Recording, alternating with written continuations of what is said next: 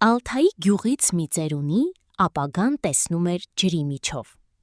Ինչ էր նա պատմում ազգագրագետներին։ 1964 թվականին ազգագրագետների մի խումբ արշավախումբ կազմակերպեց Ալթայի հեռավոր շրջաններ։ Ճանապարհին նրանք այցելեցին 8 գյուղ և գյուղակակ։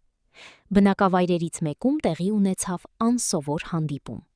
Հետազոտողներին մոտեցավ մի կուս ծերունի, հագնված գունագեղ, մաշված զգեստներով, կախազարդերով և ուլունքներով, և գլխազարդ, փետուրներով ու հանգույցներով կապված գունագեղ թելերով։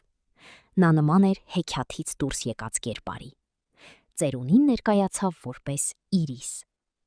Նա բացատրեց, որ ինքը իր տոհմի վերջին ներկայացուցիչն է և ունի ուղերձ։ Հետագայում զրույցի ընթացքում պարզ դարձավ, որ տարեց ալթայցին ժառանգական շաման էր։ Նման մարդկանց անվանում են ջրով խոսողներ։ Իրիսը խնդրեց մասնակիցներին մտնել իր բակ և մի փոքր սպասել։ Արշավախմբի անդամները հենց դա էլ արեցին։ Շամանը իր տնից դուրս բերեց ջրով լի քարե ափսե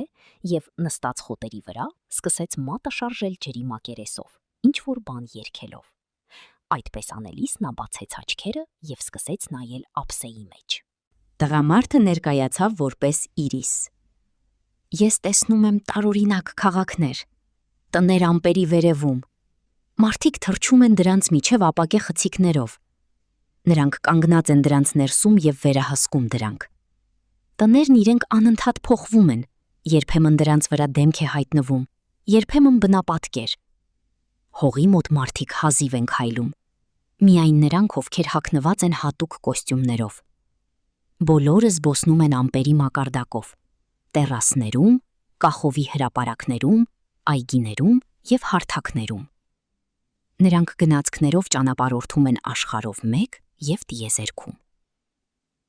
Բոլորի գլխի հետևի մասում մետաղական կոթ կա։ Այն օգտագործվում է բոլորին և ամեն ինչ անհատապես վերահսկելու համար։ Էակները կառավարում են երկիրը։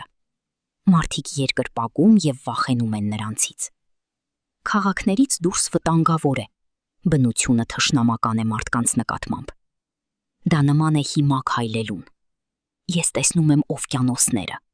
ամպամած և մածուցիկ։ Սա է ապագան։ Ո՞ր տարին։ Այստեղ ամսաթիվ չկա։ Այն և շատ ուրիշ բաներ ջնջվել են կյանքից, որպեսզի մարդիկ չունենան որևէ ցանկություն ազատվելու մոլորությունից։ Խորհուրդը հսկում է մարդկանց, ներխուժելով նրանց մտքերի, ցանկությունների, գիտակցության մեջ։ Բոլորը վերահսկողության տակ են։ Արեք ինչ-որ բան ձեր կամքին հակառակ, և համակարգը կվտարի ձեզ։ Նետեք ձեզ ներքևի հարթակից, թունավոր մշուշի և խավարի մեջ։ Ինչպես է սա պատահել։ Նրանք ժամանել են երկիր, քողարկված որպես մարդիկ։ Նրանք տարածել են իրենց վարակը երկրացիների շրջանում։ Ոմանք շնչել են այն, ոմանք վարակվել են շփման միջոցով։ Դա հիվանդություն չէ, այլ մեկ ինտելեկտի արմատներ։ Մի գեր էակ։ Սկզբում այն վերահսկողություն է հաստատել բոլոր մարդկանց նկատմամբ, և միայն այդ ժամանակ ժամանել են ուրիշներ, ինչպես նրանք։ Մարդիկ նույնիսկ չեն գիտակցել, թե ինչ է պատահել, և նրանք, ովքեր գիտակցել են դա, անհետացել են օդում։ Ինչ սարսափ։ Մարդկությունը ստրկացված կլինի։ Ոչ, մարդիկ չար են։ Նրանք կդառնան սարսափելի։ Նրանք կսկսեն անեծք առ անեծք հատուցել։ Ամբողջ աշխարհը կվերածվի գարշահոտ անդունդի։ Գերեակներ կժամանեն մոլորակը փրկելու համար։ Նրանք չեն ոչնչացնի մարդկանց, բայց դարերով կդարձնեն նրանց թույլ կամքի տեր։ Երկիրը կենթարկվի մաքրագործման, երկարատև և ցավոտ վերականգնման։ Կհայտնվեն նոր մարդիկ, նրանք արհեստականորեն կբուծվեն,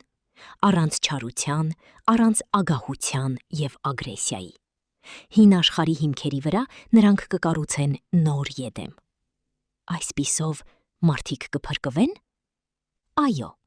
Երկնային քաղաքում գտնվող մարդիկ ոսկե կառքերով կթրջեն այլ մոլորակներ։ Գերեակները թույլ կտան նոր մարդկանց, ավելի բարոյական եւ խելացի, անցնել երկրից այն կողմ։ Եվ նրանք կկառուցեն տապաններ գալակտիկայի տարբեր անկյուններում։ Եվ ինչ կլինի երկրի եւ մնացածների հետ։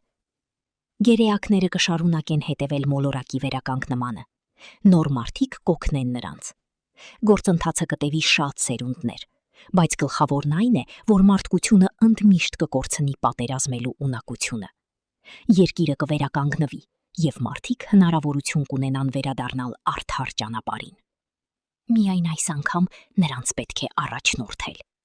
Նրանց թույլ չի տրվի կամայականորեն գործել, որպիսի չկրկնեն այն սխալները, որոնք կհանգեցնեն հազարամյակների ուղղման։ Նրանք կկառուցեն նոր Եդեմ։ Արդյոք սա իսկապես կպատահի մեր աշխարհում։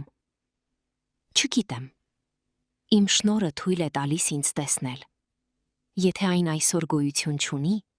ապա դա ապագան է։ Ես շատ ժամանակ չունեմ,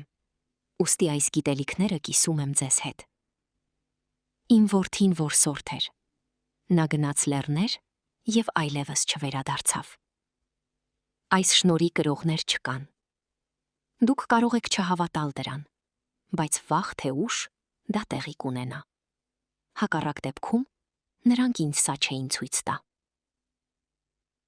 Հավատալ թե ոչ ծեր Իրիսի պատմությանը բոլորի իրավունքն է։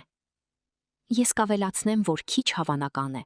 որ 1964 թվականին կիսատ մնացած գյուղի բնակիչը կարողանար նման բաներ պատկերացնել։ Ամենայն հավանականությամբ նա իրականում տեսել է նկարները։ Մեկ այլ բան էլ այն է, որ դատելով նկարագրությունից, սա այնքան հեռավոր ապագա է, որ այսօր ապրող ոչ ոք չի կարողանա ստուգել ասվածը։